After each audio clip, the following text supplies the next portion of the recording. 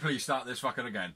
Good morning, good afternoon, and good evening. We are the Real Wrestling Show. Dash blog. And we're... Oh, fuck that. Good morning, good... On, bro? What's that? Have you got tunes on? Yeah. Rough around the edges and whatnot. Good morning, good afternoon, good evening. Welcome to episode 37 of the Real Wrestling Show. Dash blog. And we are the Real Wrestling Show for the Real Wrestling Show. AEW. We're real wrestling fans doing a show for the real wrestling fans. We've got a little bit of a delay like we have been having for the last couple of weeks because we're still in lockdown because of the shitty coronavirus. We are slowly starting to be open back up now, which is, you know, that's a good sign. Hopefully get back in the studio and start fucking around like, you know, real mates, like, do you know what I mean? Like. And I think we're going to be kicking it off with AEW Dark. Yeah, man. So, yeah. Did you say what episode 37 we're on, yeah? Episode 37. Long running, man, long running. Been going since the beginning, so if you haven't seen any of those videos, go out and check them out. Check out the archives, it's all up there. Yeah, write abuse in it, write love notes, I don't care. First match of Dark. There was 3 matches this week, and the first match was a 20-minute time limit, and it was... Ryan Piles versus 10 with Brody Lee. That's 10. I've just got a lighter in my hand. Yeah, it was... We've touched on before. 10 is Lance Vatch or something? Vance Preston. Or Lance Preston. I think it's Vance Preston. Yeah, Vance Preston. I got it written down somewhere. I'm not going to look for it now. We've seen him before and he was impressive, I thought. Yeah, he wasn't too bad. Dark Order. He's certainly a beast looking. Like, I will say one thing, I know it's probably an odd thing just to be like, oh, that, you know, what an odd thing to notice, but the guy hasn't got any shoulder muscles, man. It's like, he's got his arms, he's got, like, the bulk in his actual shoulders, but then his traps, like, it's almost like his body just goes up, and it's square, and then his head's in the middle. Do you know what I mean? He hasn't got that presence like Brock has, but he's got, like, a physique that you could be like, fucking hell, don't want to mess with that guy, like, do you know what I mean? I think it's the smartest way to debut him. Not as in, like, because obviously he's made his debut, but I mean, as a character. Yeah, definitely, mate. I think the Dark Order's worked very, very well in AEW so far. But into the match, my first note is a sick release German from 10. Yeah, my first note too, brother. Yeah, it was quite a beast, that was, mate. Quite a beast. Ryan Piles bitch slapped 10's chest. Wasn't great. Didn't look great. Didn't look as though, like, many jobbers, when they have their bit, at least they put a bit of emphasis into it. He just kind of went, eh. You know what I mean? Didn't look great. The spine buster, what do you think of that? The finish. Do you think he looked good? Brody swings his chair at the ring post in frustration. Yeah. 10 keeps looking back on him. I like the psychology of the match here. Yeah. Played well, as the Dark Order have always done. Mm-hmm. But yeah, that spine buster by 10 was my next note. I thought it was sick. You liked it? Yeah. I thought it looked, I don't know, didn't look great for me. Looked a bit blocky. Nah, a bit blocky.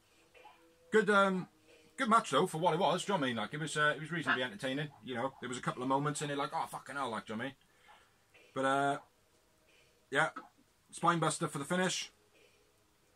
My man of the match was 10. And how many? 10 wins. 10 moments.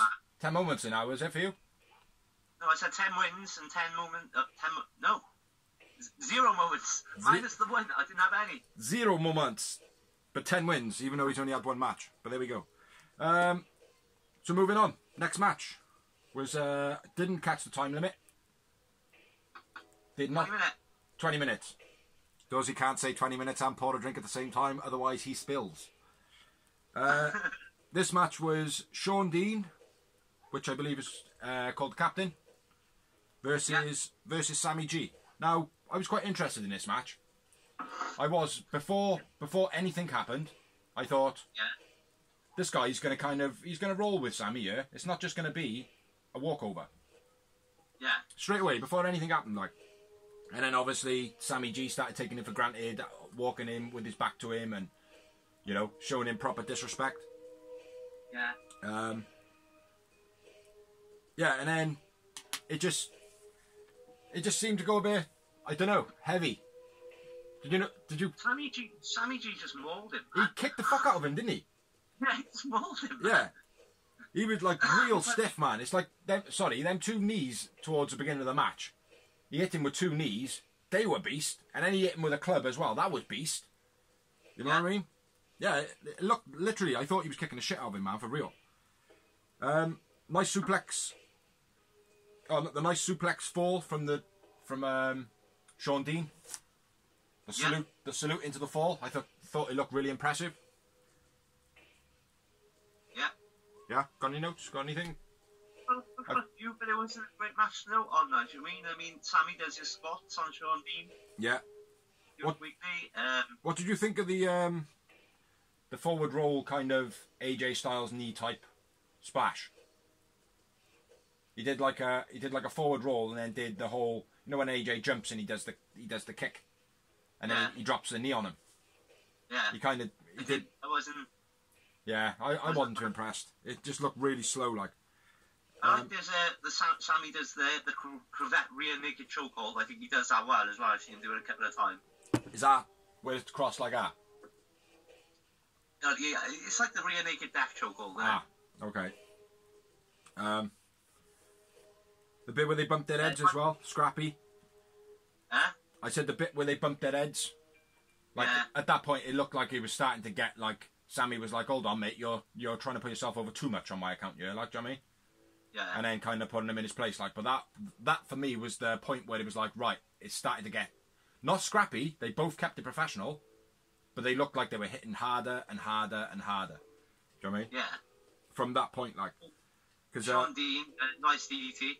Yeah. Well, I got that. That's towards the end, I think.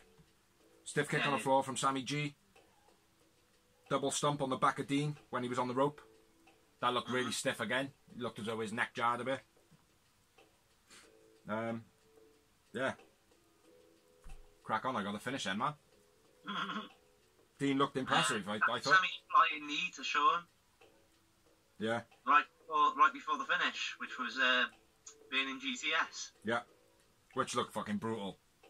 Yeah. Absolutely brutal, mate. But yeah, Burning GTS for the finish. If you haven't seen what that is, check it out. Google it right now. Right now. Yeah, I thought it was an entertaining match for the fact of who was in it. I think the psychology in it worked brilliant. Sammy G, you know, kind of being like, oh yeah, he's just a jobber, but he's wrestled a couple of times now. Like, I mean, he's all right, Sean Dean. He's not bad. Like, he still needs a bit of work, but I think he got a good presence about him. He got a reasonably good look about him. Do you know what I mean? So yeah, the psychology from it all, like, and even the fact of Sammy hitting him hard, making it to be like, look, mate, you're trying to take advantage of my spot here now, like, do you know what I mean? Too much. This is not how jobbers work, sort of thing. Do you know what I mean? But yeah, great psychology, great. Yeah. And Sammy, man of the match for me. Yeah, Sammy, man of the match for me too, bro. It was a man of the match for Ryan Pyle's 10. 10 was it? Yeah. Yeah. And I had 3 moments. I had 2. 2 moments. Yeah, it's worth a watch back, I think. You know, just for the hard hittingness of it. And then moving on to the main event of the evening. And this, I didn't get a time limit on this one either. 20 minutes. 20 minutes. Should have guessed, really. And it was Kip Sabian with the ever sexy, super sexy, forever sexy Penelope Ford. Woo! Yeah! I wrote above her name Uchimama because she looked wicked, mate, and the camera knew it as well this week. Yeah. It was just like for ages, like. Yeah, versus Colt Cabana. Yeah. Great match. This is the kind of storyline they built up from a couple of weeks back where they interrupted Colt Cabana's interview. Yeah. Yeah, well, Colt Cabana basically mentions Penelope Ford, doesn't he? And then bitch slaps Kip Sabian. Yeah. But I thought, again, this match had some great storytelling in it. Also kind of, you know, we keep saying like, oh, they can't just have Penelope Ford interfering all the time and this and that. Like, it's like they changed it up. Absolutely perfect this week. Yeah. Absolutely perfect, I think. I don't know about you, like. But do you want to kick off shit, man? Well, it starts off with Kip slaps Colt Cabana right in the face. Yep.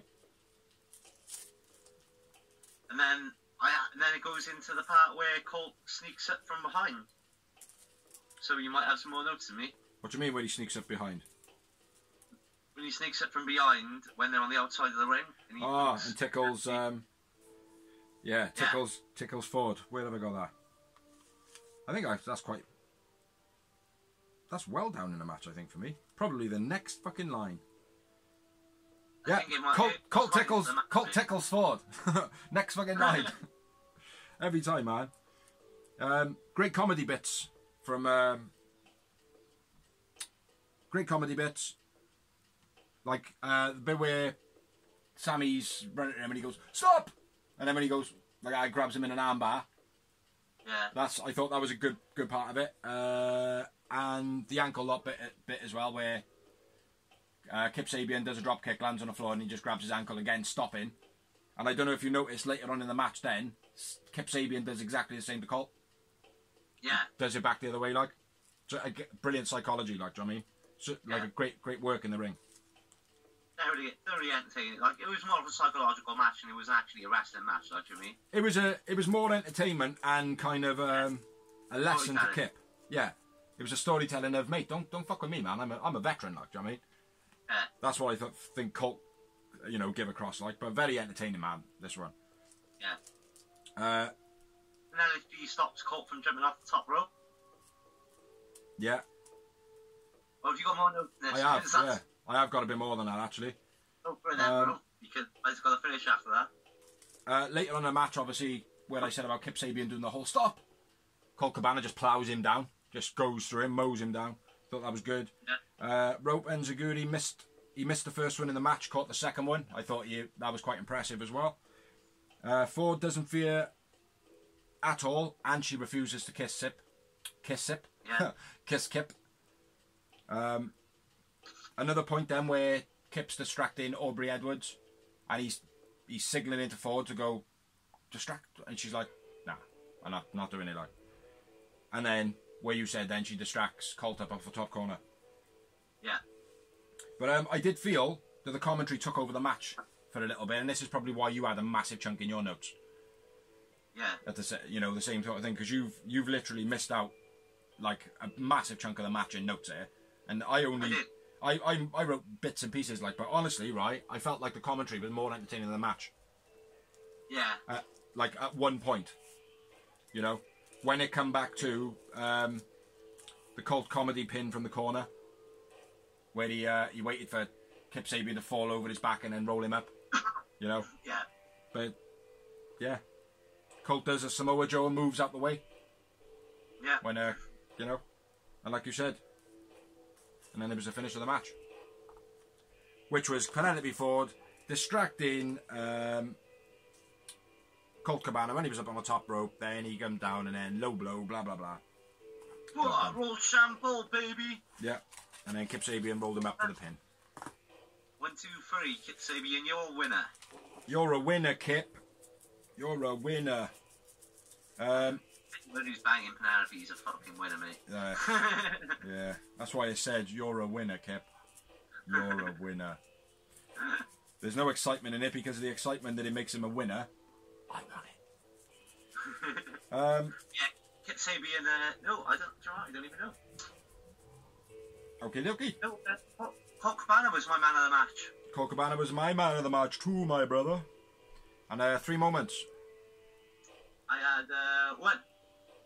1. So yeah, that was dark. There was only 3 matches this week. It was pretty good. A lot better than what it has been over the last couple of weeks. We have been in quarantine, so they've been struggling for roster. As of this week, though, he's frozen! Or he's part of the Dark Order. Yeah, it was a good match. They've had... there's obviously been quarantine issues, so they've had a limited roster. As of this week now, on AEW Dynamite, we're back to live wrestling. So that's the end of Dark. So moving back on to Dynamite. Good show this week, I think. I think it was a lot better than last week's. Sick show this week, I think, bro. Huh? I think it helped. Sick show this week, bro. I think it helped a lot that we had some fresh faces. Yeah. Obviously, with quarantine, they've had the same roster for the last month, and they were all pre-recorded. It was back live as well, this show, wasn't it? Yes. Yeah, I just mentioned that when you were rudely interrupted to go for the piss. Yeah, I know. My damn penis. Your damp penis. My damn penis. His damp penis. God damn it. Yeah, I think it helped a lot having some fresh faces back on the show. Not fresh faces, but, you know, faces that we haven't seen for a while. Faces. Yeah, definitely, man. Made for good watching. Yeah. Definitely.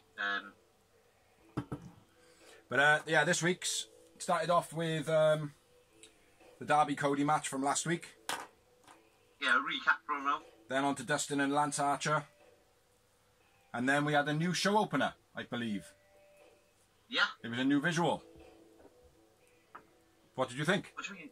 It's a new opening to the show. It was a new opening to the show. Oh, is it? Yeah. Didn't even notice that, bro. Certainly looked like it to me. I could be wrong, but certainly looked like it to me. I did watch it first thing in the morning, so... Yeah. At the crack of noon, I suppose, huh? I might have been in my cup of tea still, like. Yeah, it was. I do believe it was a new visual to start the show, but hopefully it is, because I'll be, you know, recognising that it needs kind of a not a second like, you know, start, but just a bit of a refreshes. Yeah, just a bit of a refresh to start back up after COVID. Even your simple Google logo refreshes and changes it up like so. Exactly. Yeah, exactly. But yeah, nice start from the beginning of the show again with a promo. You know, that had good energy in it. So if the first match failed, it still started out pretty good. But then the first match was pretty fucking good. Fair play. Yeah, I enjoyed it. Very good. It was the opening match, AEW Dynamite. Yeah, bye. And it was a 20-minute time limit. Joey Janela versus Cody Rhodes. And nobody was accompanying them to the ring. Yeah. Sick match, man. Sick match. Starts out Joey Janela taking some nice shoulder blocks in the beginning. Yeah. Sold those really nice. He always does though. He always takes bumps well, especially. Well, I say that, and then he took a massive bump later on in the match. Yeah. But, I like the back and forth of the pins, starting out with the sunset flips, and then, you know, that was a good thing as well. It was nice how it started out very ground mat-based wrestling. Yeah, showing off Joey Janela, like that he's not just an angry prick who can dive off roofs and shit like that. Like, he can actually wrestle. Yeah. You know, Yeah, exactly. I would say that Joey Janela's a better wrestler than MJF, and he knows it. Yeah. Do you know what I mean? Yeah. MJF has got his block. Like, I mean, he is a heel. Well, that is what he blocked. Like, he couldn't be like the Rock babyface yet. No. Like, I mean, I don't think he'll work as a babyface. I don't think he'd come across. I don't think he could do it properly. That's what I mean. You know what I mean? But for MJF to be a good guy, huh? That's a match. Yeah. For MJF to be a good guy, he would have to do what he started out doing, and being all pally and joking. Do you know what I mean? Like, but yeah. Some nice big chest chops as well. Some big sounding motherfuckers. Yeah. Cody's nice front suplex. Yeah, that was my first note, mate. I've paid attention a little bit more to that now, like, because where you've pointed that out a few times, and it's like, okay, well, Dorsey actually keeps mentioning that, so I better look at it a bit closer, like. And this week, fair play, he executed it brilliantly, like. Yeah. It's fresh as well. Not a lot of people are doing that. Yeah. Yeah. It's not brand new, but like I said, when you haven't seen something for a long time, it just... Yeah. He's always done it though, haven't he? Huh? He's always done it. In AEW he has, but I don't think he did it when he was in WWE. No? See, for some reason, I've got the vision of him doing it in WWE as well. I can't imagine Stardust doing it. I don't know. Because it's nothing spectacular, you know what I mean? It's just a forgotten move, you know? Joey Janela's takedown as well. Huh? Joey Janela's takedown of Cody. It was just, again, unique. I can't remember much of it, to be honest, because it's just so fast with writing notes, like, do you know what I mean? Very unique though, I know that much. There was one point where they're in the corner, Cody's in the corner, and Joey Janela goes for a diving elbow into him, and Cody counters him with a full Nelson slam. Like, not full, he didn't actually slam him, but he just catches him in the full Nelson. Yeah. Oh, yeah, that was unique as fuck. Yeah. He really did. Yeah. And then he reversed it, didn't he? We having problems. You froze on me, bro. Huh? You froze on me too, bro. You good? Yeah, man. You good? Yeah, man. Yeah. Technical difficult. I forgot what I was going to say, man. Yeah, Janela reversed it, didn't he? Yeah. Gets him in and then he reverses it out, like, yeah. I think I got that. That was, I don't even fucking know.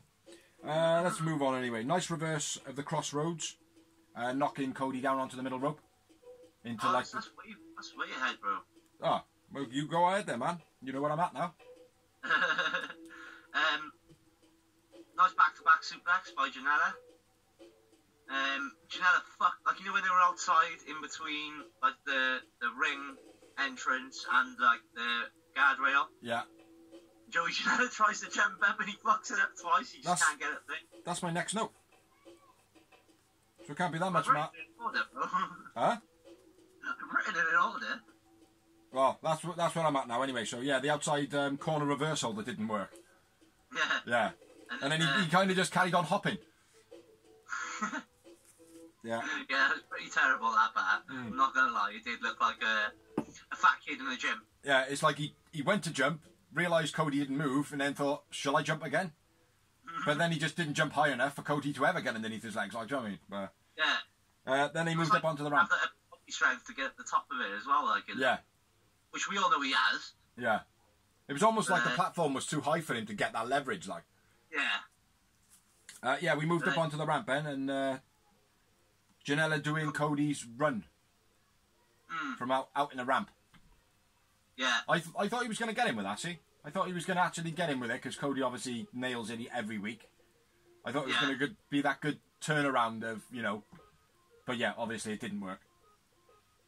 It didn't work at all, bro. It looked bad though as well, like. Yeah. Like, it didn't look great. No. It's like Cody's coming a mile away, like, you know what I mean? Say again? They even said Cody's seen him coming a mile away, like, you know what I mean? And they even said it on commentary, and like, one of them was like, well, it wasn't even a mile away, but yeah. They couldn't even cover it up on commentary, like, it was that bad. Yeah. And then the disaster kick on the outside by Cody, that was sick. Yeah. And then the moonsault. Yeah. That was cool as fuck. Yeah, very quick as well, man. It was like, there was no waiting around, there was no looking. He just walked himself to the edge. One quick look as he was like teeting himself to the edge. So he did it all in one, and then just went for it, like. Yeah, that's what Cody does, though, isn't he? He done the same on the cage match, but he didn't even look. He just goes up and just goes, ooh. But he didn't do a proper moonsault, man. He kind of went half and half. Yeah, it was a bit of a. It's how I moonsault. Huh? That's how I moonsault. Yeah, exactly, like into a swimming pool or something, like. Yeah, that was cool as fuck, though, man. Then we had a big like camera spot for Nasty Leroy. The black fella in the crowd. Yeah. QT Marshall's. Huh? Who is he? He's a trainee of QT Marshall. Okay. But don't know whether he's got like learning difficulties or something like that. Like, you know, not saying this is the case, but he did look a bit vacant. Do you know what I mean? To say the least. You know what I mean? So I don't know. Yeah, but apparently he's one of QT Marshall's trainees. Okay. And then my next note is Joey Janela's. Joey Janela's elbow drop off the top rope? No. Joey Janela's head getting squashed in the float over German suplex. Where when Cody come off the rope and Janela caught him, and he just kind of like took the momentum and put him into a German. His ass was too low. His ass was like there, and as he dropped him over, Janela's head hit the mat, and then Cody just fucking slammed all in one night. And then after that, he was like kind of fucking hell. But yeah, I know how painful that is. Mate, done that. Yeah, I know. But yeah, it looked painful, that did, mate. It was like the hard part of Cody's back, like, as well. It was like, you know, where all the pelvis and the back all joins at the bottom. You know what I mean? Yeah. And And then my next part is the part you said 2 minutes ago. Nice counter out of the Crossroads by Janela. I don't know where you got that from, man, because that was early in the match. What have I got then? I got nice power slam from Cody. Yeah, it was a unique one, this one. The angle of it was like a vertical power slam, wasn't it? Yeah, it was cool, man. It was very cool. Yeah, it was. What have we got? And that wheelbarrow German suplex by Joey Janela where he caught Cody bouncing off the ropes. Say that again.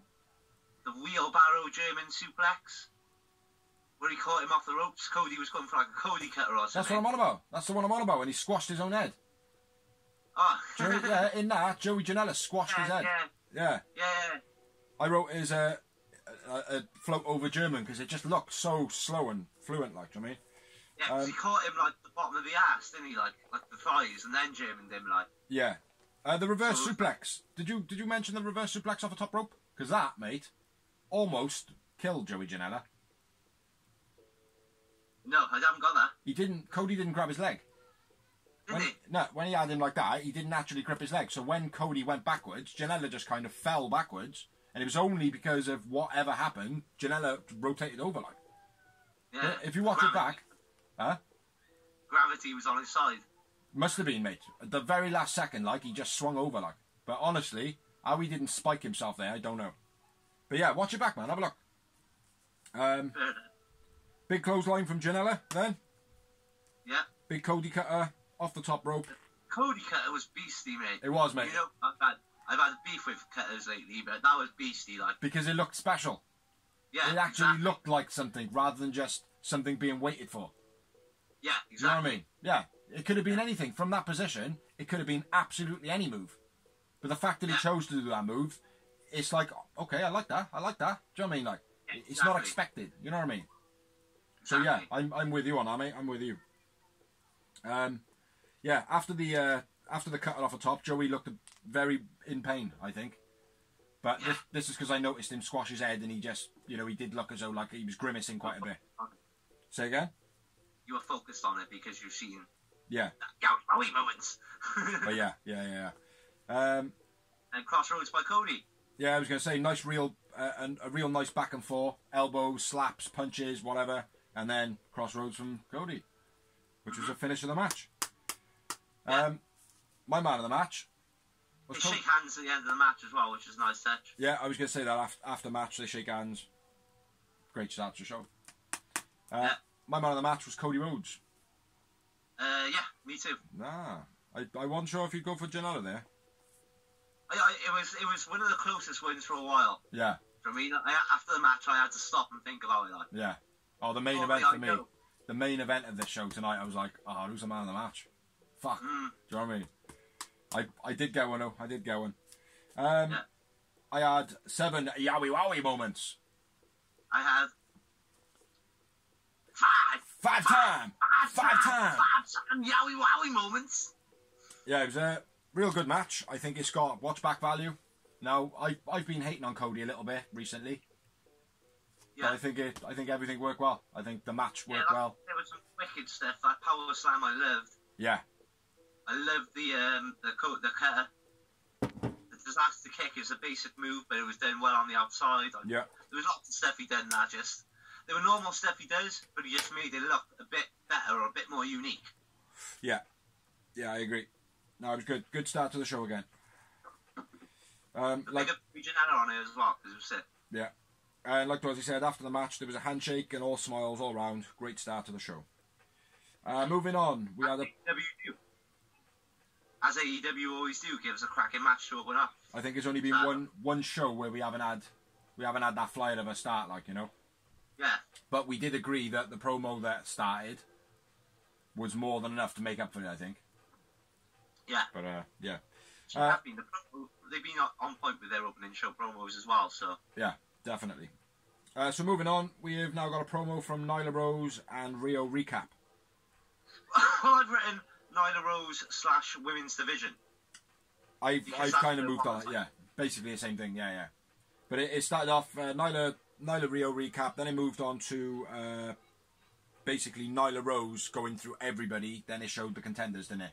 Being Britt Baker, Shida, and Penelope Ford as the front runners, essentially. And Statlander. And Statlander, yeah. Sorry, I missed that out, yeah. Could be interesting for what could come up, man. Do you know what I mean? Are we looking at a way to get the belt off Nyla now? You know? I still think it's too early, personally. I mean, come on, she hasn't, I mean, I know she's had it a while, but... 84 days. Because we've been in quarantine, she hasn't really been... No. ...off the show. Yeah. And this is what I think is going to affect the whole wrestling world. It's going to affect everyone, because certain things ain't happening. Like, I mean, WWE have had to completely rewrite their script because they were basing it around Roman Reigns. Mm. Like, you know what I mean? So, I think... if she'd been on TV every week, like they probably would have scheduled it, maybe. Yeah. But at the same time, as Jericho and a lot of people say, you got to capitalise on the here and now. Yeah. Because they might not be hot. Like, might not be hot tomorrow. They might get injured tomorrow. Like, say for example, if WWE had waited on Becky Lynch before they capitalised on it, it might not have worked. Because in the past, that's happened with previous superstars. You know what I'm saying? Exactly. And I think right now, Britt Baker's probably the hottest thing on AEW. Really?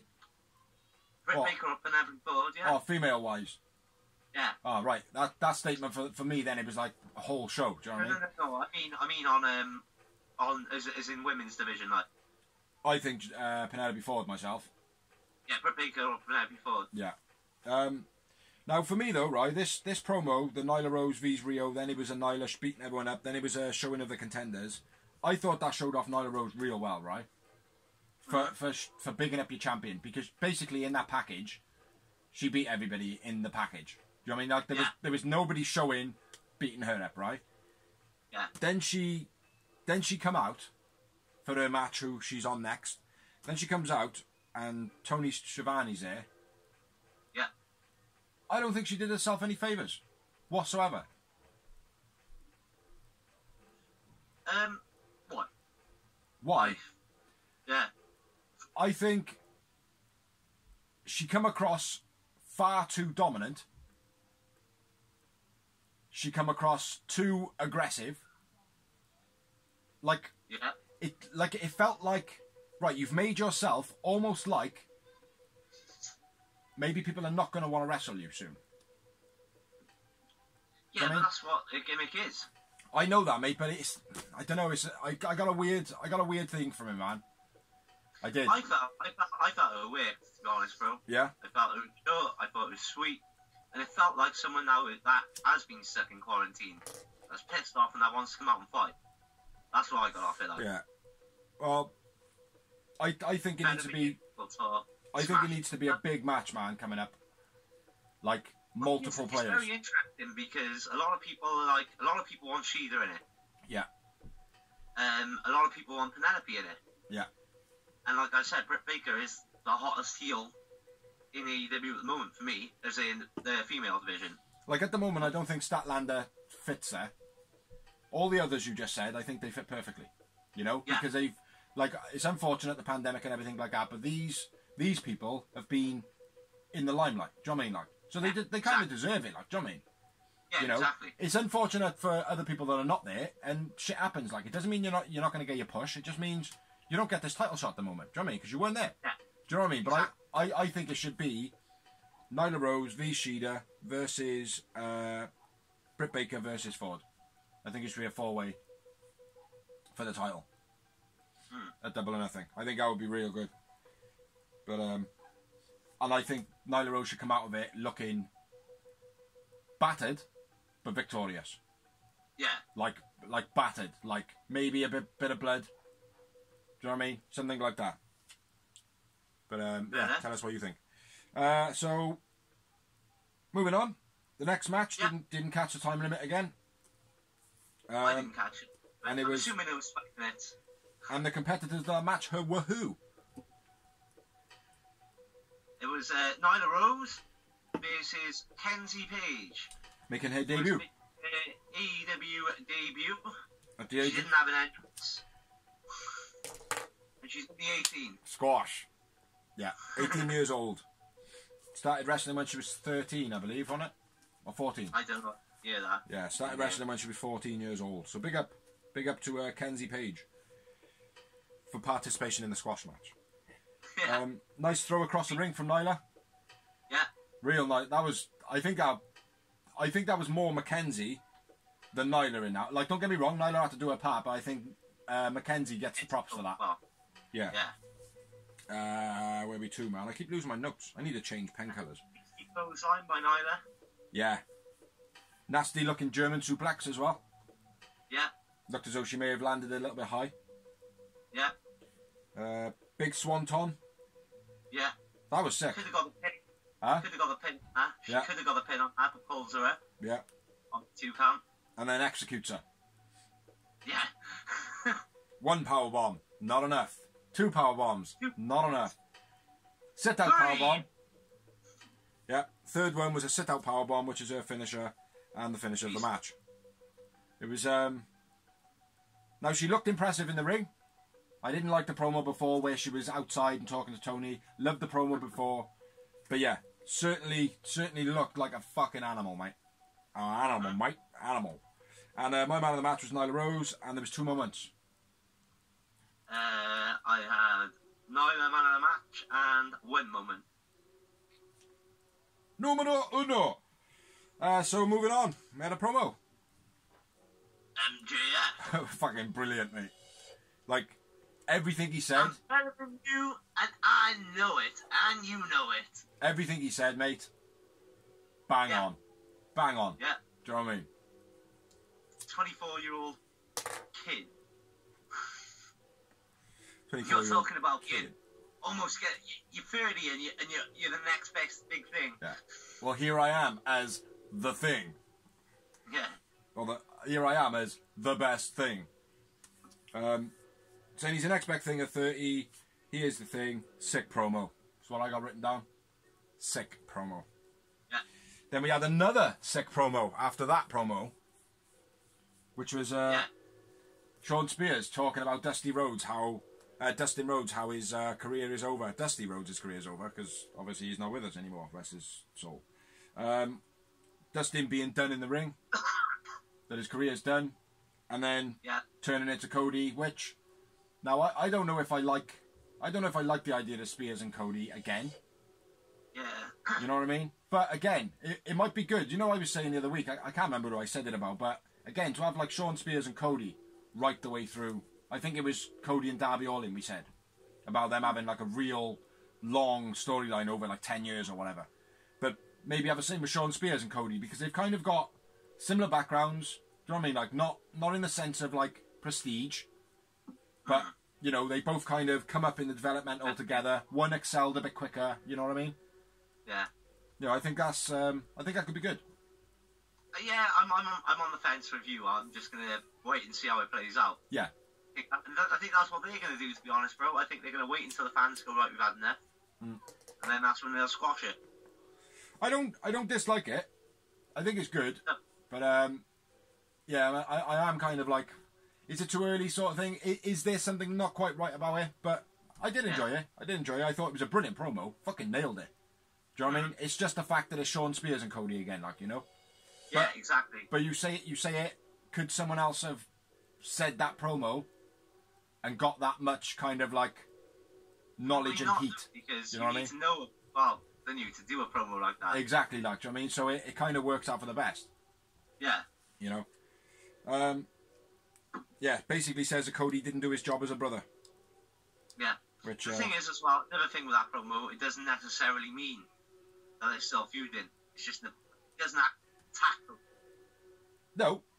Well, Gives him a bit of shit, like, but he doesn't actually go, you disgust me. No, I know that, but there's no reason for the promo if there's not going to be a beef there, though, is there? No, I know that. But unless it's Sean Spears vs Dustin when Dustin comes back next week and goes, what are you fucking talking about? You're talking shit, mate.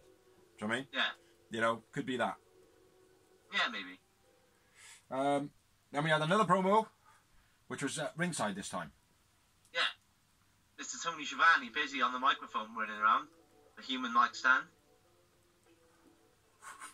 Yeah. It's like, I know Matt Hardy teleported the other day, like, but it's like Tony Schiavone was this week, wasn't it?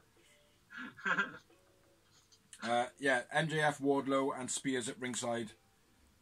It was fucking entertaining as well, man. Very entertaining, the back and forth. MJF and Sean Spears giving it the whole, oh no, you're amazing. Like, no, you're amazing. No, you, Tom, you're amazing. You. No, you're amazing, Biggs. No, you. No, tell me more. No, you. No, it was. You. Although it was just, it was a childish kind of back and forth sort of thing. Like, it would be the sort of shit that me and you would do in a pub, like, do you mean? Yeah. No, this guy is the greatest. No, this guy would give you the skin off his back.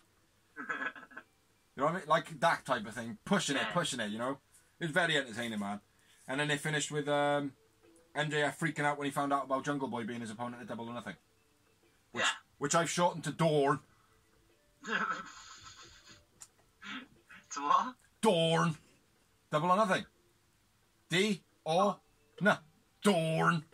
Yeah, we live in a society where we shorten everything now, man. So, yeah. Hashtag Dorn. Yeah. Not spelled D-A-W-N. Don't confuse it. Yeah, so MJF spits his drink everywhere, finding out that he's fighting Jungle Boy at Dawn. Double or Nothing. Yeah, which I think will be a good match. I think it'll be a brilliant match, that one. Yeah. Yeah.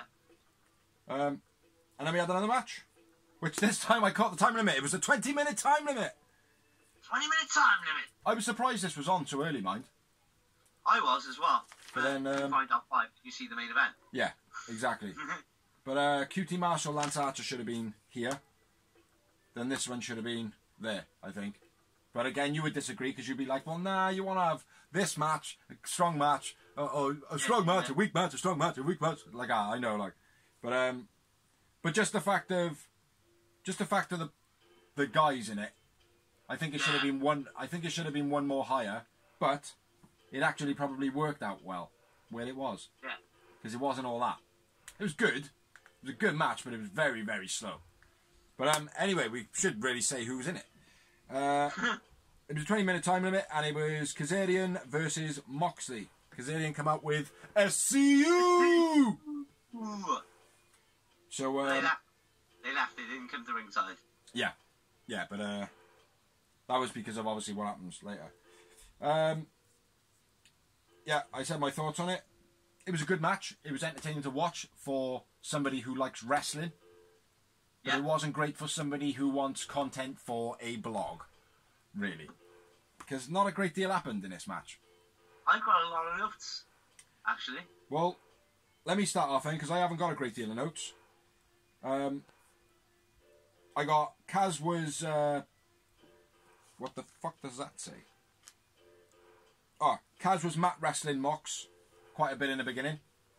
Yeah. Mox gives him a hell of a shoulder block, and then it switches roles. Mox working Kaz well. Bit of a back and forth. On the mat in headlocks again. And then my next note then is Kaz is dumped out of the ring. So what have you got in there, brother? You put it in and I'll chat away. Interesting fact. This was Kaz's first single match in AEW. Oh, is it really? Yeah. Funny enough, another fact. I think it's the first match that he had in AEW with hair plugs in. Now, I've been in quarantine for 8 weeks and everyone went on about like, gotta cut your hair. Fuck that shit. Grow it out, motherfucker. Grow it out. I'm trying. This is the match he's gonna grow. But Mox with some nice knee strikes in the beginning. Very ground mat wrestling in the beginning. The fight on the ramp. Nice throw out vertical suplex by Mox. I just said, man, my note is dumped out of the ring. Fucking hell. I said the first note I've got is where he gets dumped out of the ramp, onto the ramp. And then you're going on about like, oh yeah, I got this and got that, blah, blah, blah, blah. You crazy fool. You crazy fool. Yeah, go on. I'm just you go, oh, that's like halfway down my page. Oh no, it's my next note. Yeah, where you're on about the back on the ramps, I wrote back and forth on the ramp, Kaz gets knocked off. So whatever you got again, you know. Said the throw out vertical suplex tonight. Yeah. Mox running high knee sends Kaz out the ring. Yeah, man. Mox jumps out of the ring to the outside, caught by a super kick by Kaz. Yeah. That was sick. Yeah. That was very cool. Yeah. Mox super kick from the turnbuckle on the outside. Yeah. Yeah. He caught it sweet. Yeah, He very. got it perfect. That's one of those moves that either looks really good or really shit. Yeah. And they got it perfect, like. Nice missile drop Mox kick. hits, Sorry. German suplex. Say again? Nice release German suplex by Mox. Yeah, yeah. There was a nice one as well from Kaz later on. Mm-hmm. There was a lot of back and forth moves as well in this. Did you notice? Like they were, because by the end of the match, I was thinking, do you know what, fucking hell, man, Mox and Kaz are actually very similar wrestlers. Like. Yeah, I didn't. I was like, I knew it would match well. Yeah. But I didn't know how they were going to go about it. Whether they were going to wrestle, whether they were going to brawl. Yeah. Who were they going to try and expose as the? Normally, there's someone who gets exposed as a better, or they're trying to expose someone as a better player, like a higher rep, like you mean. Yeah. But it felt like Kaz was a proper contender in this match. Do you know what I mean? Yeah. It felt like there was no one trying to be. They were trying to promote anyone any better. Yeah. It was felt good, like man. they were promoting an even match. It was well, Mox when he done a running drop kick. I've never seen him do it like that. He done it like Darby Allin, like a shotgun drop kick. Yeah. Straight after Kaz did his. Yeah. Yeah. They were both sick, mate. They both executed them really well. Like, it literally felt like, well, if you're going to do it, I'm going to do it. Well, if you're going to do it, I'm going to do something that you do, but I'm going to do it better than you. Well, if you're going to do the thing that you think that I do better, and you're going to do it better than me, watch what I do now when I do my move that you think you're. Do you know what I mean? Like, and it's just going on and on and on, and that's what it felt like. You know, for somebody who loves to watch wrestling, like to literally watch like the technicality of something, that is a good match to watch. For the overall entertainment, it just lacked a bit. Like, do you know what I mean? But the missile drop kicks executed beautifully. Yeah. And then that tie up, the Kaz got Mox in, mate. Yeah. That was cool as fuck. I don't even know what he did. It was quite. I had to write notes in this match because it was quite fast paced. So yeah. It was weird. It started slow. Yeah. And then it just went bam, bam, bam, bam, bam, bam. Yeah. And a lot of their matches do that as well in AEW, and that's good, like, because it gets you that, like, oh shit, I didn't know that happened in the end, like I should have fucking stayed watching it, like, do you know what I mean, like? Yeah, exactly. Yeah, I've pretty much got the end of the match, mate. I've written down. It was back to the corner turnbuckle by Kaz. Yeah, I didn't like it. I thought that was quite sloppy. It was quite sloppy. It just looked like a suplex. Huh? It just looked like a normal suplex, just a little bit close to the corner. Yeah, he just like hit his ankles on it a little bit, didn't he? But it was still, I don't know, still worth a note. Yeah. Obviously, because I wrote it down. Obviously. Yeah, the end of the match. Take it away, brother. Paradigm shift. Boom! Paradigm shift to finish the match. Yeah, like I said, it was a good match. It just didn't have anything fantastic in it, like, do you know what I mean? See, I thoroughly enjoyed it. I think Kaz is like, he's such an underrated guy on the AEW roster. People ain't going to realise how much that guy is worth. Yeah. Just being on the roster. He doesn't need to be a main guy. No. He's just that guy. Yeah. That is there all the time. He's just got an energy about him. Yeah. Yeah, I agree, man. So the winner of the match was Mox. Man of the match for you? Mox. Mox. Mine was Kazarian. That's the first one we've disagreed on this week. Yeah. So are you sure that you're going to go with Mox? Yeah, it was a close call, but I am going to go with Mox because Mox done stuff. And the only reason this was is because Mox done stuff this week which I haven't seen him do before. Yeah. And that is the only reason. He always does, man. That's what I like about Mox. You haven't got a set, like, wrestling move set. Yeah. You can do a bit of everything, like, but he doesn't do, like, fanciful moves. He does solid moves. You know it's what I mean? like that drop kick, mate. He looked like Darby Allin doing it, but in Moxley's body. Yeah. Yeah. Like, I mean, that was super impressive just from the size of Mox. Like, you don't. It's like, what? You don't expect to see that, like, Brock Lesnar, fucking moonsault or something. Yeah. How many moments did you have? Doing what he does. How many moments did you have in a match? I had 4. Yowie wowie. I had uno. More months. And then after the match, the Dark Order attack. Yeah. Attack on the Mox. And then SCU come out for the save. Then out comes Brody Lee. And then it got quite interesting then. Felt Daniels with a chair straight away. Bam, beastly chair shot as well for him. And Christopher Daniels was suplexed, not suplexed, flapjacked. Got flapjacked on the ramp as well before the chair shot. I'm not gonna lie, I was guilty of making a smoke at this point, so yeah. Because I thought the match has ended, I was like, right, make the smoke. That reminds me. Brody Lee then tells Mox that he'll take up the bounty the Mox put on himself last week, which again I thought was a brilliant addressing that. And then he challenges Mox for the title. Drops the microphone on the floor, on the ring floor, which I loved. That Mox just crawled over and went, "Oh, and you dead." Yeah. Yeah. All you had to do is ask.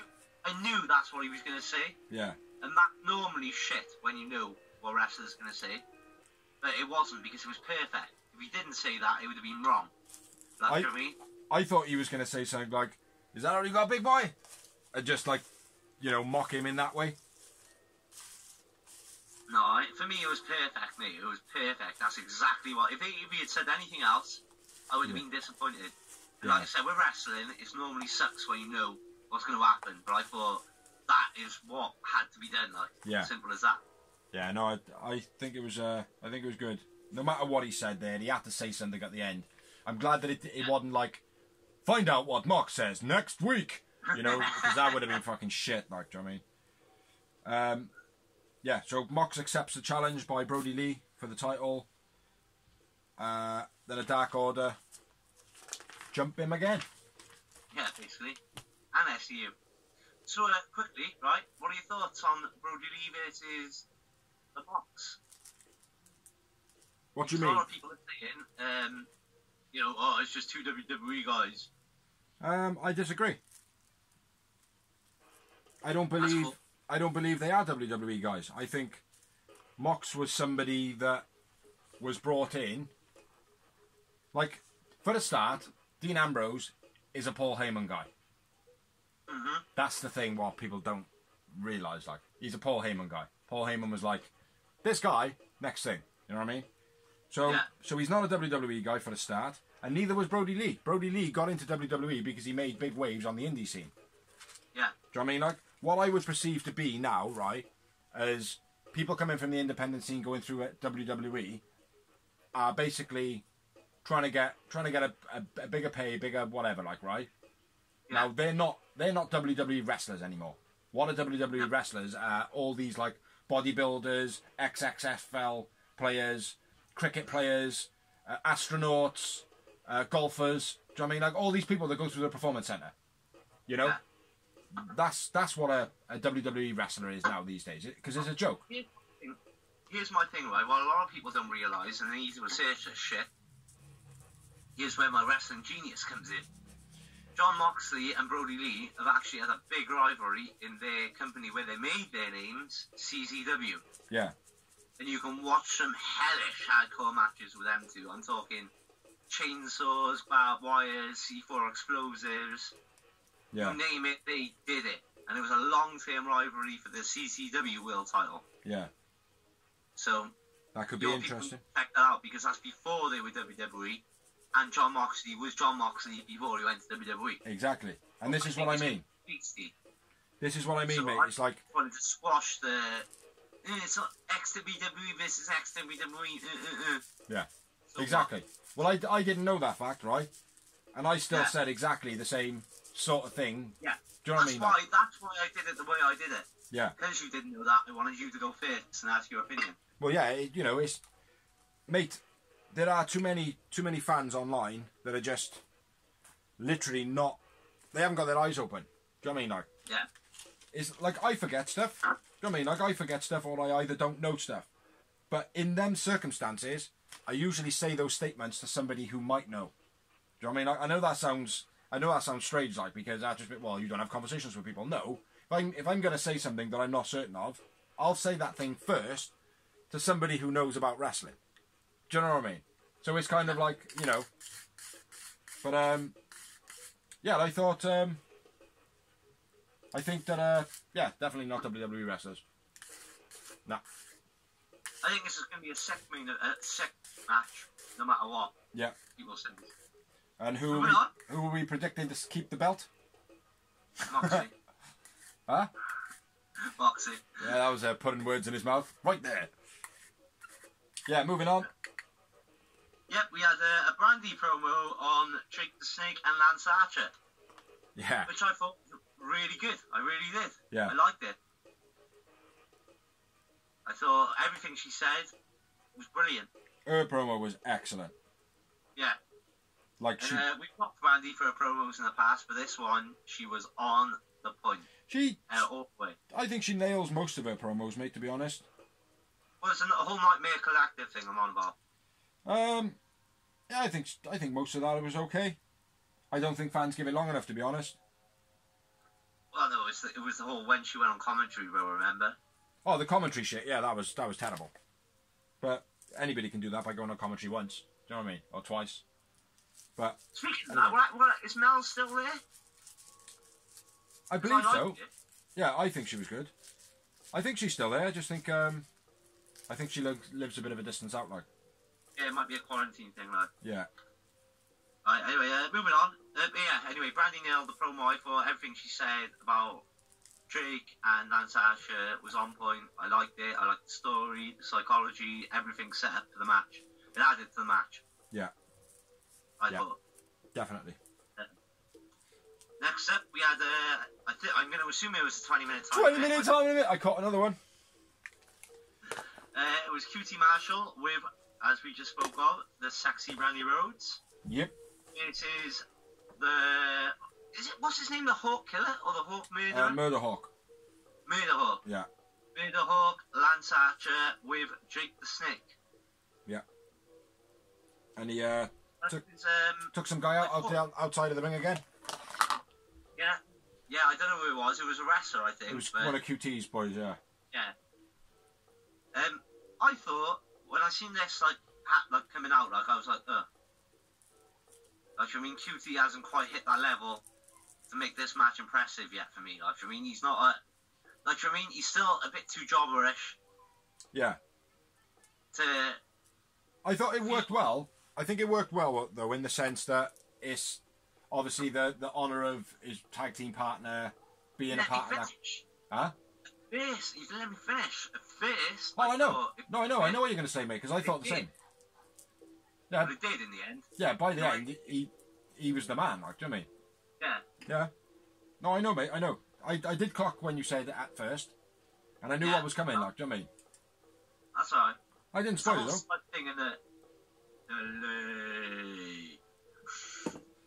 No, but, yeah, I think QT versus Lance, like, first and foremost, was probably the right move for Lance Archer's next opponent, really. Yeah, it made sense. It can't be Cody because he's fighting him in the tournament. Yeah. Who else is there? Do you know what I mean? You know, the Elite are not really anything to do with it at the moment. Yeah, exactly. You know, the next logical one was QT Marshall, like, do you know what I mean? And then maybe what they possibly could do is have Lance Archer versus all the QT boys. Do you know what I mean? Yeah. And then Jim, like. Yeah, have all of the trainees next week go against Lance Archer. Like. I what they did when they introduced him, when he went to that backyard wrestling ring and he battered. Yeah, something like that. That'd be very cool. You know. Yeah. So QT Marshall versus Lance Archer. Yeah. QT Marshall jumping at a punching Lance. Huh? QT Marshall jumping at a punching Lance. Yeah. He kind of just ran at him like while he was mid-punch. Thought that was a bit strange. Lance stalking Brandy. I didn't have much in this match, to be honest, mate. It was more Lance Archer, to be honest. Like, I know there was bits with QT, but it was more like it was always going to be Lance Archer winning it, do you know what I mean? Like, but like I said, my first notes, QT jumping at that bouncing punch from Lance Archer, because he was just He was there, throwing it already, and QT jumped into it. Then Lance stalking Brandy. Okay, I'll go from there. QT gets squashed in the corner multiple times by Lance Archer. Yeah, nice splash in the corner from Archer. Right into smashing him, like. Yeah. Choke slam by Lance on the ring apron. Yeah. I didn't think it was much... I know he's done that a few times, and this was one of the weaker times, but... Yeah. I felt like this was a match I wasn't going to get many notes in, actually, so I had to write something. Yeah. Oh, no, I got a couple of bits, like. Britt Baker hitting QT. Brandy throwing her shoe into the crowd. Non-existent crowd. Well, before that, nice. One-handed throw by Lance. Did you see that? No. Just like a choke slam throw. No, I might have missed that. Beastie, bro. Yeah. It was like, he literally just goozled him and then just fucking threw him across the other side of the ring. Oh, yeah. It was in the advert break. Yeah. Yeah, see now. Yeah. And then big boot from Lance sends QT out of the ring. Beastie boot, fair play. Yeah. And then, Britt Baker pulls off a shoe. Brandy throws it across the fucking... Arena. Yeah. And then, nice vertical suplex by QT. Is that where... On that, Oh, yeah. And then he caught him on the... Lance Archer did like a running strike in the corner and he caught him, didn't he? Yeah, it was like he caught him there and then he did like the American football tackle. Yeah. After. Yeah, big shoulder block. Yeah. Hits him with a blackout. Lance Archer hits him with a blackout. Then, like earlier on in the show, lifted his head up. Who was it earlier? Did it? Cody and Janela, wasn't it? No. Whoever else was fighting. Oh, 10, I think it was. 10 lifted the other guy's head up, or whatever. But yeah, lifts his head up out of the pin, slams his head on a mat, sticks his knee. Nyla. Oh, was it Nyla? Yeah. Ah, yeah, after the Swanton. Yeah. Yeah, sorry. Blackout, lifts him up out of the pin, slams his head on a mat a couple of times, sticks his knee across his neck and pins him. So Lance Archer wins the match. Man of the match for you? Lance Archer, man of the match for me. I went with QT Marshall. And I had 2 moments. Just a win for me, bro. Just uno. But I like the way they're building up Lance Archer. Yeah. They're doing it well.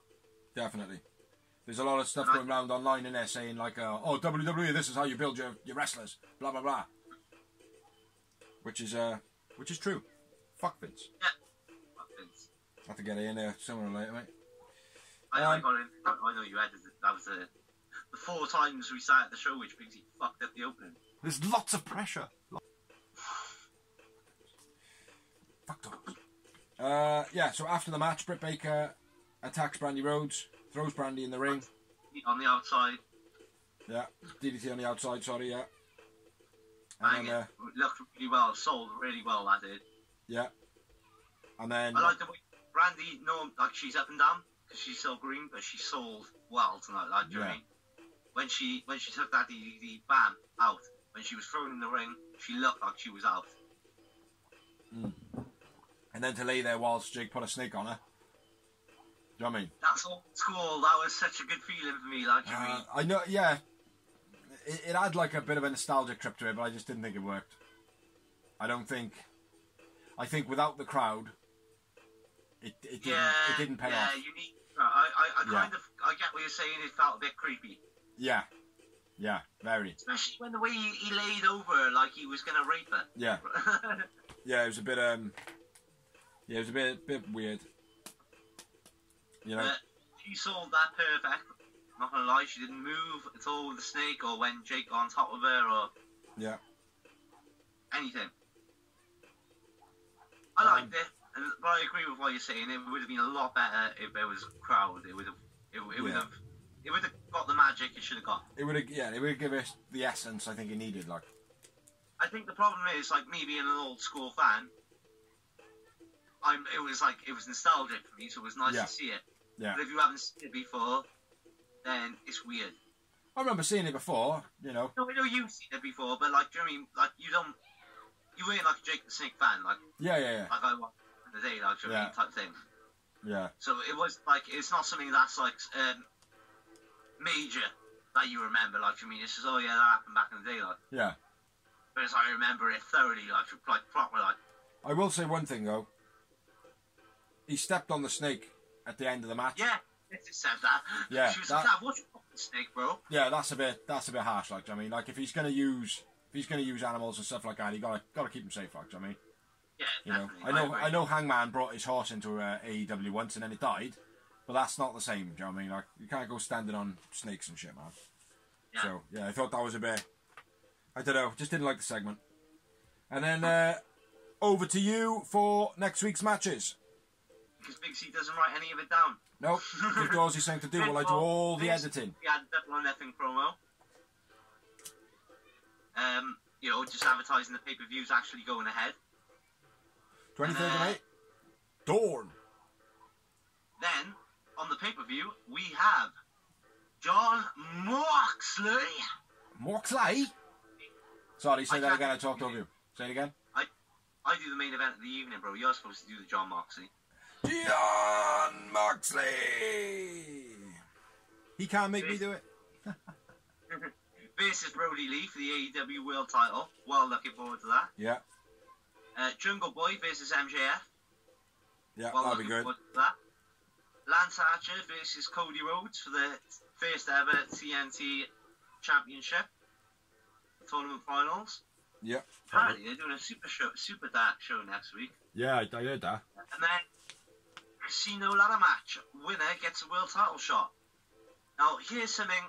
I'm going to flip the script a little bit because you always go on about like, and I'm not being a cunt here, but you always go on about WWE copy AEW, blah blah blah. Ladder match right when Money in the Bank's happening this Sunday. Yeah, I get it, mate. You know, it is a bit of a rip off, but again, you know, it's smart. It's like I said last week.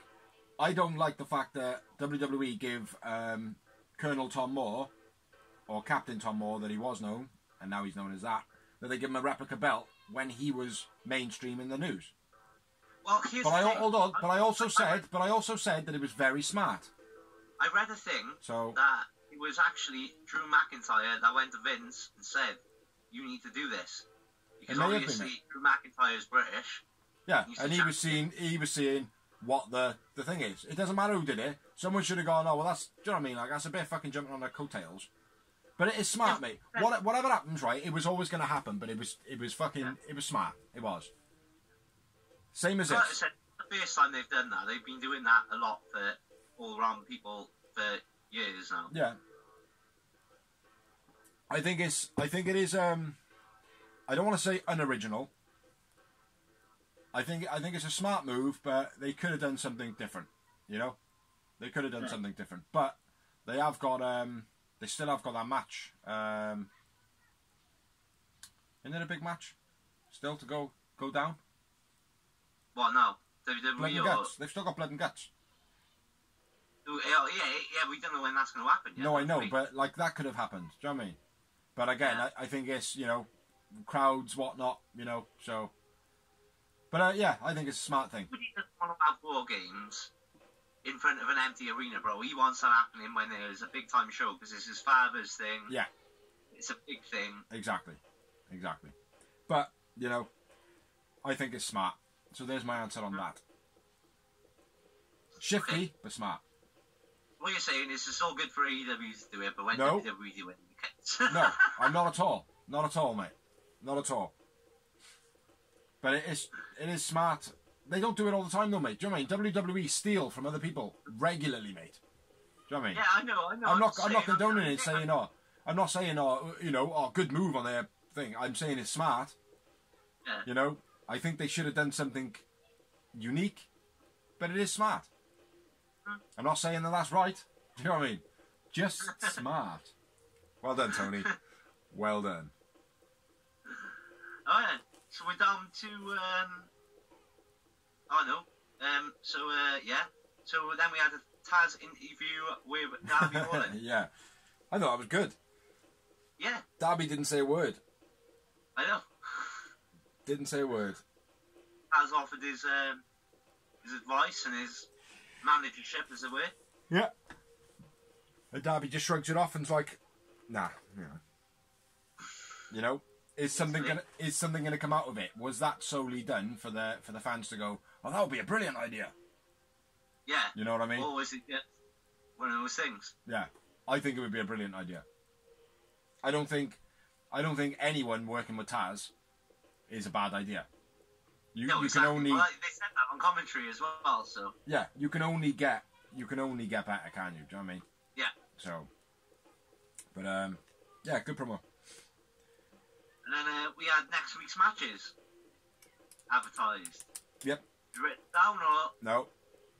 Okay. Did you? Yeah, of course I did. Bro. Excellent. Over to doors. Brody Lee versus Christopher Daniels. MJF will be in action, which will probably mean a squash match. Yeah.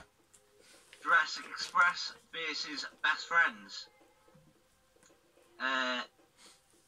Interview with Lance Archer and Jake the Snake about their actions. Oh, excuse me. This week on Dynamite. And then Shida versus Penelope Ford versus Britt Baker versus Chris Statlander in a fatal 4-way. And Jericho in action, which probably means in a squash match. He's fighting Pineapple Pete. That's expected, yeah. Yeah. So moving on. And then Sorry. The main event of the evening. That's right. The last word was the evening. Which was between Les Sex Gods and Kenny Omega and Matt Hardy. Which was fucking awesome. It was an absolute fucking genius match. Everything in it was fucking sick. There was so much stuff, right? Before we even start, apologise if we didn't get everything in. Because it was on, like, after a while, I stopped tallying whoa moments. Yeah. Because I was so busy trying to write stuff that I just missed some. Yeah. So I did add on 2 at the end. Just to make up for it. Because I know there was 2 I missed. Do you know what I mean? So, well, first of all, it was very reminding me of the best WrestleMania ever, which was WrestleMania 17. Triple threat with the Big Show, Kane, and Raven in the hardcore triple title match. Mm. Do you remember that match? They went through the walls, like they threw each other through like the. Yeah, it reminded me of that match. Yeah, bit of everything. Yeah, it was just insane, bro. And that's not to take away from AEW at all, because they reminded me of a match that's from one of my greatest WrestleMania, the greatest WrestleMania mate, I think of all. There was lots of stuff that happened in this that just made me think, oh, Attitude Era. Yeah. Do you know what I mean? Like loads of different like snippets of loads of different stuff, and like you can't sit there and go, oh well, you know, these are all things that I've seen in WWE. It's like, well, that's what existed for a long, long time. Do you know what I mean? Like, I didn't mean it like that. No, I know that. I'm not saying that. What I'm saying though is like all these wrestlers' ideas now come from that era. Do you know what I mean? It's not that it comes from a company. It comes from that era when it was all happening, and that's including WCW, ECW, and WWE. Yeah. The ideas all come from there. You take them, you make them your own. Recycle the ideas. Yeah, reinvent it. You know what I mean? So it happens. Like you're gonna see it. Like that's where it comes from. They can't be blamed for that. Yeah. You know, I'm not saying you are. I'm not saying you are, but a lot of people do. I thought it was great, mate. That's what I'm saying. Yeah. For me, that's a compliment. Yeah. If you remind me of something, like I said, it was for me. It was WrestleMania 17 was the best WrestleMania ever. Yeah. So if you're reminding me of a match of that, that's a compliment, like you know. Yeah. Well, I thought it was sick from beginning to end. I don't think there was a moment. I don't think there was a moment in it where the action stopped. Like. No, it was amazing. It had everything. It had gimmicks. It had weapons. It had psychology. Yeah, it was awesome. Whatever wrestling offers was in there. And it started a rivalry for next week. Yeah. As well, being Jericho and Pineapple Pete. Yeah. Which again, Pineapple Pete is one of QT Marshall's trainees, I believe. Before. Pineapple Pete, we'll get into the match, eh? Yeah. So it's Les Sex Gods, which is Jericho and Sammy G versus Kenny Omega and Matt Hardy. Pineapple Pete goes for Jericho in the beginning. It's a street fight, by the way. It's a street fight, by the way. Pineapple Pete goes for Jericho, gives him a slap, and that's what sets up the rivalry for Jericho next week. The match starts off. Sammy G giving it all that, sticking his finger in front, and then Matt Hardy biting his finger off. Bite my finger off! It's worth noting it was... Yeah, go on. It's worth noting it was Matt Hardy's AEW in-ring debut. Yeah. It was. It was indeed. I didn't write that down. Let's write that down. Debut. Right, debut. Yeah, this is sick. So if some of this doesn't come off in order and we do repeat each other's stuff, just said that, because there's a lot of stuff, man.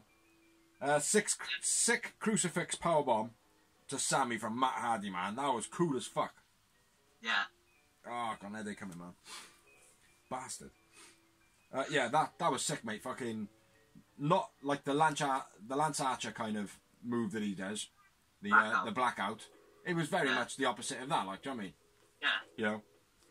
Like a border toss kind of powerbomb. Very, very cool, man. Yeah, my next note then is Matt Hardy up on a ramp, falling through the tube. Yeah. Yeah, I think I wasn't expecting what happened next. Do you know what I mean? But I thought he hurt himself at SG when he fell through that. Yeah. That's why he was gone for so long. Like that. Yeah, I thought, they're checking on him now. He's probably hurt himself, like, do you know what I mean? Electrocuted himself or something, like. Yeah, my next note, Matt comes out with different clothes. So, just... He turns into Matt Hardy now, doesn't he? Yeah. And he gets a couple of side effects, mate. They are sick. I love the side effect. Such an awesome move, like. Yeah, it's an awesome move and it's got a brilliant name. Yeah. Looks good on TV every time. Yeah. You can do it on anyone, like, as well. Yeah, very cool, man. Yeah, bit of a tussle going on there, blah, blah, blah, blah. Ladders and tables get introduced by Matt and Omega. Matt off the ladder onto Sammy through the table. Nice spot in the match. And then Hager starts interfering then.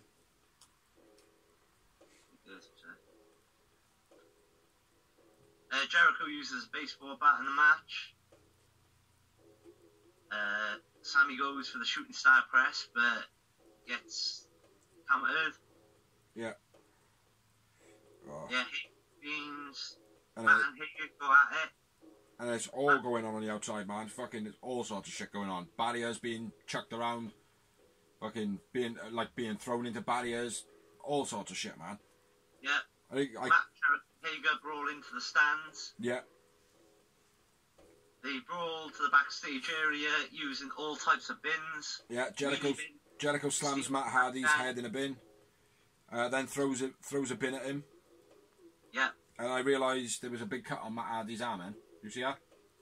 No, I didn't. Yeah, the massive cut under his arm. It might have been from the when he was hitting Jericho with the bin lid. Yeah. Might have done it there, like. Huh? They take like aluminium can, like Coke cans, don't they? Yeah.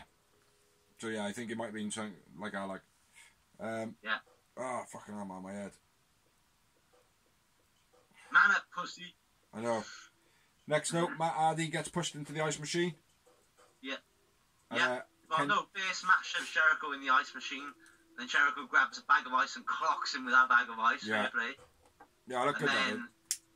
Then Jericho and Hager shove Matt into the ice machine, or the ice chest.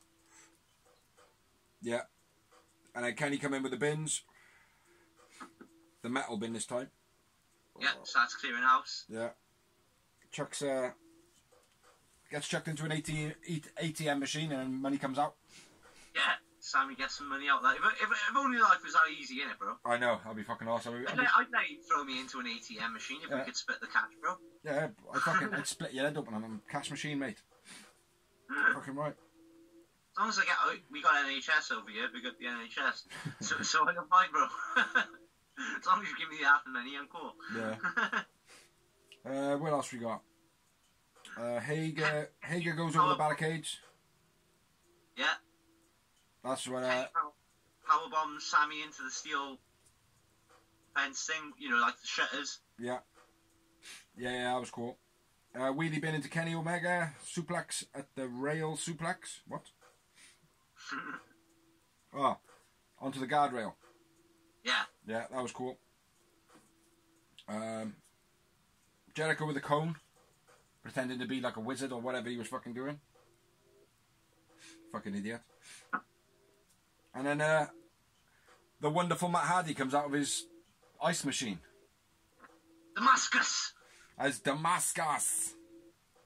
And then goes absolutely psycho in a golf cart. Which yeah. is fucking awesome.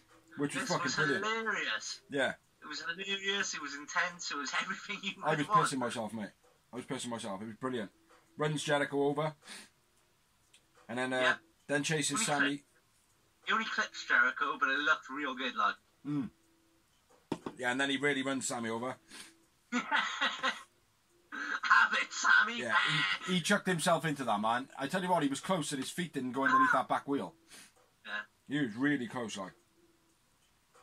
Yeah. And then we got the... I don't know what it's called. Is it a cherry picker? Yeah. That was fucking beast. Yeah. Didn't expect the moonsault. That was high as fuck. Yeah. It was high anyway, like when he climbed down it, but then when he climbed onto the top pole as well, Yeah. I was like, fuck! Even my missus, like, fuck my missus. Onto like, fuck you know. over the concrete as well, like, do you know what I mean? Yeah, exactly. So big ups to Kenny Omega on that bad boy. Yeah. And then we got Santana and Ortiz come out, jump Matt Hardy. And then Matt goes through the table by the bunch of them. Yeah. And then what the fuck's that say? Jericho powerbombs Kenny on top of the golf cart roof. Yeah.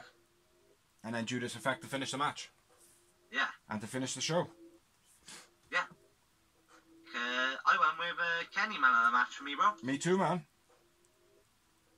Me too. I had 6 yowie wowie moments. And I had 8. 8 momentoses. Yeah, brilliant show though. The only thing I didn't like about that, and my missus pointed it out before I even said anything, was, in a circle, just win again by jumping him. Yeah. It's becoming a bit NWO. Yeah, I know that. It's what happened to WCW, NWO. It became to the point where it was just like, well, no one can beat him, so who cares? Yeah. No, I thought it was good though. I thought it was a good ending to the show. Thought it was a good brawl. Everything worked well. I just would like someone to try and save him, even if it was Cody, like, you mean? Yeah. Run out of the end, start hitting him, and then the show go off here. Yeah. Like, you mean? Yeah, Anything. that would have been cool. But, yeah. Overall, though, good show. Brilliant show. What's your rate here? Dark and Dynamite? I'd give it a 7. A 7? Bloody hell. Yeah. See, I'd give it an 8. I give it an 8. 8 out of 10 this week for me. So, yeah, that's been Dark and Dynamite. So, moving on to the news. The news! This week, we got a little bit, not a great deal. So, I'll start off here. We'll shoot back and forth, innit? Yeah. Leo Rush says that he could be done in wrestling and he's going into rapping. I think it'd suit him. I think it would, but I don't see him being done in wrestling. I can't see him being done, no. But rapping. If there's an Impact or AEW ring him up, he'll change his mind, I think. I think so. Curtis Axel, for those of you that don't know, is Mr. Perfect's son, has been released by WWE. Yep. Another shocking one, considering Bo Dallas has been kept.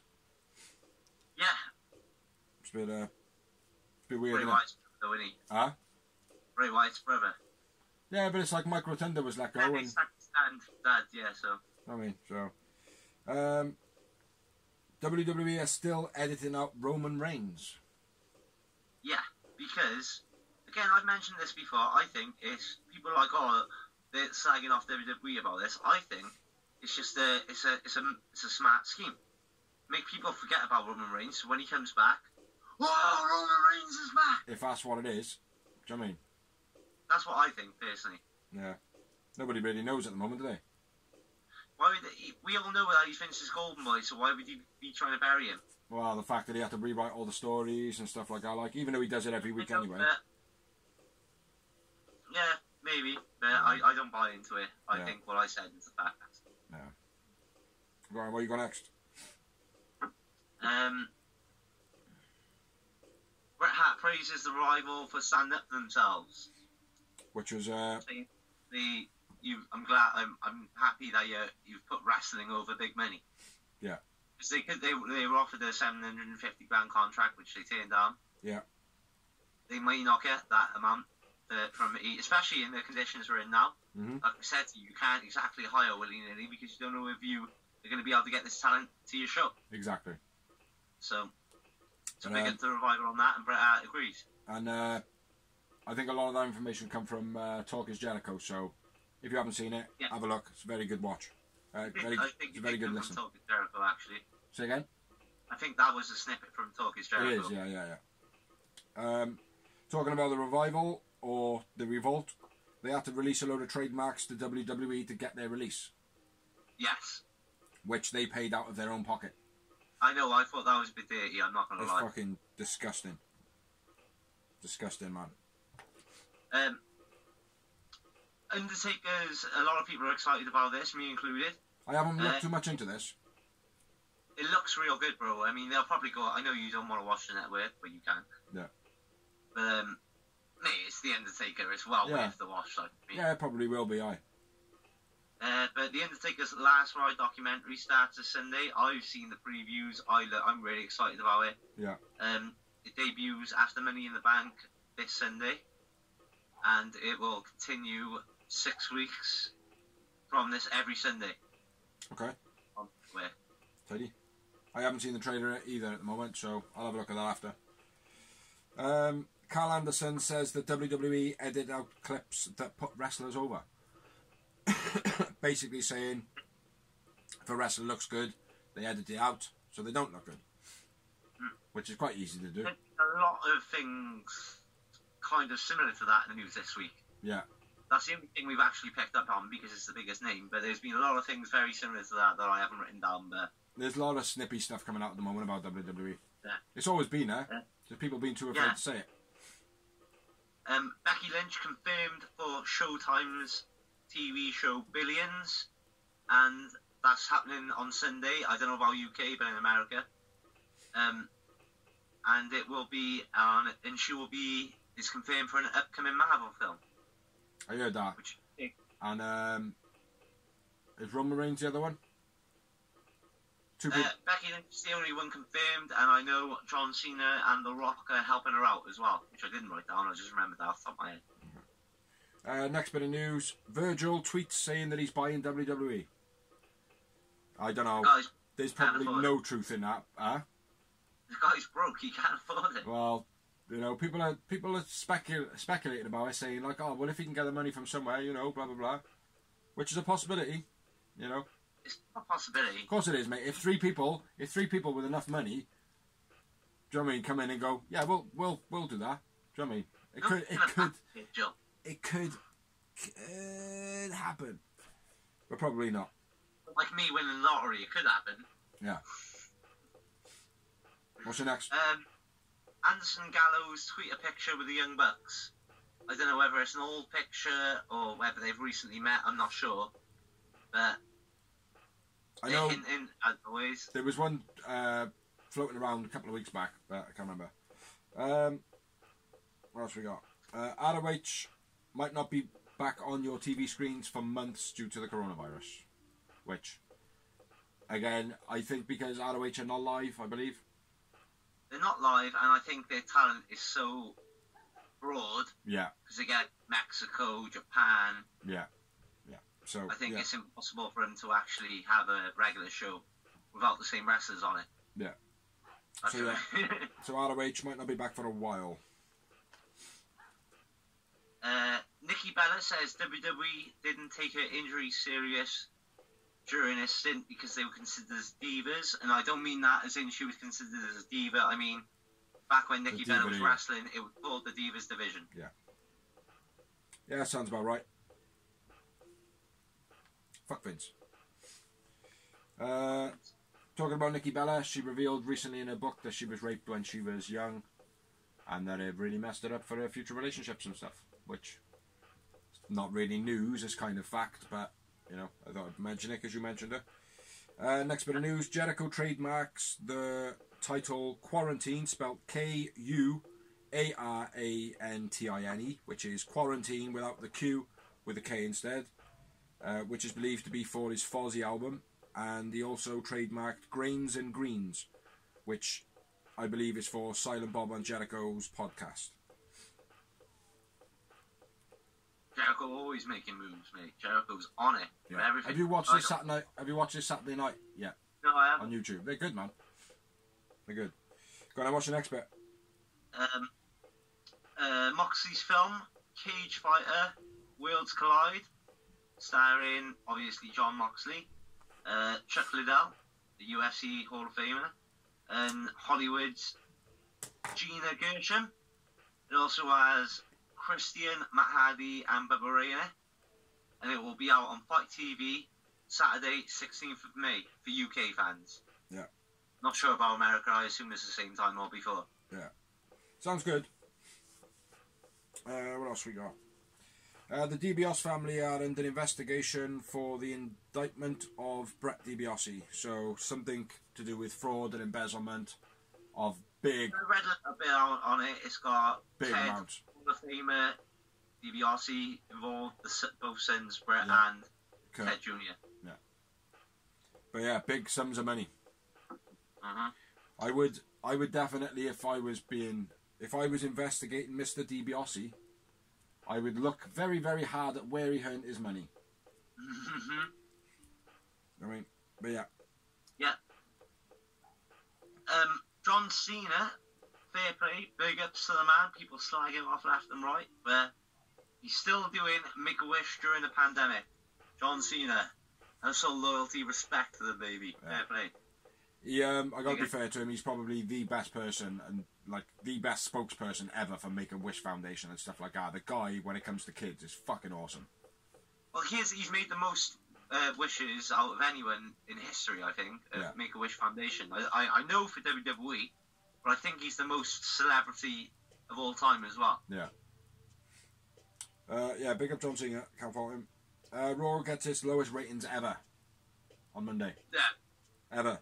Which this is the thing that's been hitting wrestling in general, though. It is. Yeah. I mean, even AEW has had the lowest ratings since the pandemic, which has surprised me. Because for me personally, it's what I look forward to in the week. I'm like, yes, I'm going to get some live TV for once. Yeah. Yeah. I don't care much about Raw, to be honest. So, what you got next? Rey Mysterio's contract's coming up, which is interesting because he has worked with, not AEW, but he was on the first All-In pay-per-view, which was basically the launch pad for AEW to even exist. Yeah. Thing is with Rey Mysterio, though, his contract always seems to be coming up, like, do you know what I mean? Always. It's always floating around with him, innit, like, but yeah, it could be very interesting. Brandy gets heat for not selling her injury last week. The reason for that is because it was filmed on different days. None of it's been live, do you know what I mean? So Till now. Till this week. Until this week, yeah. And the next bit of news, I've invented a world title which is a lot better than AEW's wins. Yes! The NHS title, man. I like it. I did want to fit it on there, but I couldn't. I don't want to just say big up to all NHS, but do big up to all NHS, obviously. Yeah. But all key workers, truck drivers, everybody who's still at work, festival workers, any shop workers, everyone working during this pandemic. Yeah. Big ups to them. And I kind of made this with the show and you in mind. Yeah. So, and it's better than Nyla Rose's title, so if AEW want to buy it, all proceeds will go to the NHS. Nice. And make sure that toilet paper's used, because we're in a pandemic. Oh, it'll be used, don't worry. After I've used the toilet roll, I'm thinking of just sticking 2 smaller pie trays on it. What else we got? You got any more news? No. That was last 2 bits then. AEW fined $10,000 for the John Moxley Omega unsanctioned match, which... Yeah, old news, but the nail in the coffin, yeah, as we spoke. We knew they were going to get fined. Yeah. It's just been made special now. Just that much runner. And Triple H is selling stocks in a sinking ship of worth $1 million today. Now, there is one more bit of news, because I knew you wrote it down, but I forgot you scribbled it off. When Ascension made their main roster debut, commentators were told to bury him. Yeah. Which is, again, the thing we touched on earlier. With And that's worth a double fuck Vince. Yeah, double fuck Vince. That's another thing I touched on with Carl Anderson earlier. Yeah. We were saying, like, people being told to get buried or whatnot. Yeah. And it happened a few weeks ago. We were talking about with Sting, when he was there at Triple H. Yeah. They're the fucking pricks, mate. Mm-hmm. Well, I say they're pricks. It's Vince. Vince is a... Yeah, Vince is a fucking asshole, man. Vince McMoron. That's what his name is. But, yeah, that's everything we got this week. Everything. So I'm going to say, because we always forget, I hope everyone be safe. Obviously, wash your hands. Wash your hands. Stay in when you can. Only go out when you need to. Yep. But get back to work as soon as possible. Yeah, because I fucking want to. I want to as well, mate, but... So I'm going to be the last one back in work. Thing is, eventually, mate, they're going to run out of money, so people will have to. Yeah, I know. They'll have to. But, yeah. So it's been a Real Wrestling Show -blog, episode 37. Yeah, thanks everybody who watches. Thanks everybody who shares. We've got everybody's name in the credits at the end. Yeah, not much more to say, I don't think. So, yeah, check out the other videos we got online as well. Say again. Big up to anyone who watches. Big up to everybody who watches. So, yeah. Bit of a somber one. I've been amazing. I've been phenomenal. I've been Bigsy. Cozy. Yeah, we've been cool as fuck, as usual. Catch you next week.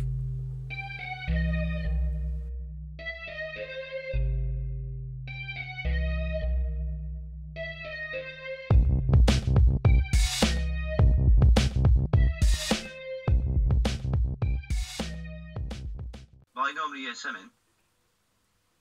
I don't hear them clearly, but I can hear, like...